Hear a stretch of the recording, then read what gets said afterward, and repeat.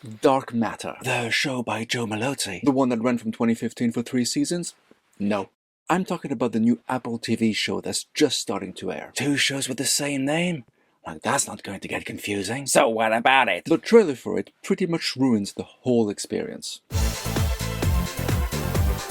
Isn't that what trailers usually do these days? Yeah, and it's super convenient. Some of them just tell you the whole story so you don't have to watch the film, saving you hours of your life. Yeah, I know.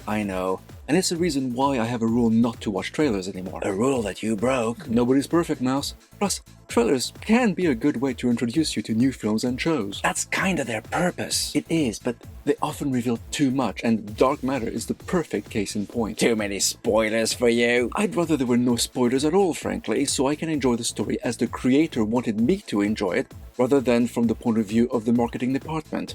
And here, the promotional material for Dark Matter reveals just way too much.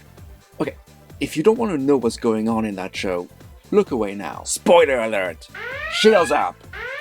At least we warn our viewers that we're going to be ruining the experience for them. So the trailer for the show tells us everything we need to know.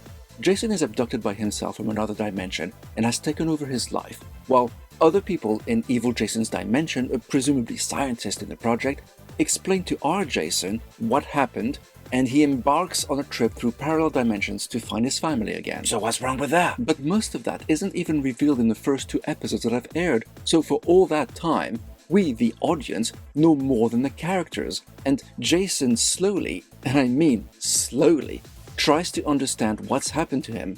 The trailer totally destroys any mystery about what could have happened, and, truth be told, makes for a pretty boring 2 hours of supposed entertainment. Doesn't that happen in some other shows though, like in Columbo?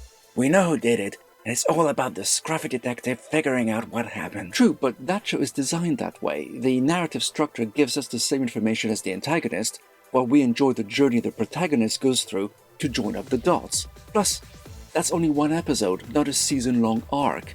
This is clearly not what happens here. Dark Matter is very much built as a mystery. What happened to Jason? Why is his life upside down? Who's living in his house?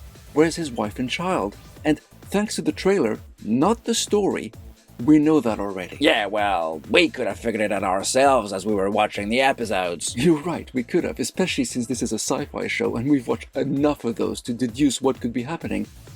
But there's a world of difference between amateur deduction and being told straight out what's going to happen from the get-go. It made everything feel pretty pointless as we're waiting for the story to catch up with us. Well, that kinda sucks. It does, and that's not at all the fault of the story itself. Heck, even if you don't watch the trailer, the show's synopsis gives the game away. Jason Dessen is abducted into an alternate version of his life. To get back to his true family, he embarks on a harrowing journey to save them from the most terrifying foe imaginable, himself. So there, right there, you know it's not aliens, it's not a clone, it's not a massive government conspiracy. It tells you exactly what's happening. There's no mystery there, even though the story is built as one, which, to me, made everything feel so boring, at least the first 2 episodes.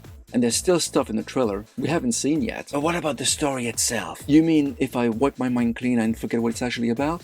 Well, it's okay. There's a good mystery there which raises a lot of questions, and that's kind of the reason why I wanted us to watch the show.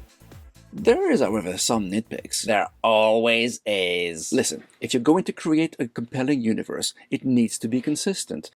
Take the biggest one, for instance. The alternate Jason who swapped lives with our Jason had disappeared for 14 months, and the only way our Jason manages to escape the facility he was in was because the security guard on duty recognized him and casually let him through because our Jason had forgotten his badge. The dude's been missing for over a year, yet the security guard treated him like this encounter was like any other Tuesday. That was ridiculous. And that one moment was crucial to the rest of the story. Without it, nothing else we saw would have happened, and truth be told, the scientists working for the other Jason would probably have deduced what was happening, leading us to the rest of the story the trailer spoiled for us already, bypassing all the time our Jason is working to understand what's going on. How else could he have escaped, though? Oh, I don't know. How about a fingerprint scan or a retinal scan? Anything would have worked, aside from involving the stupidest security guard on campus. And when you consider that group have assassins on their payroll, this most inane of security breaches makes even less sense. So will you watch the rest? I might. Hey, we could make it a drinking game. How much more has the trailer spoiled?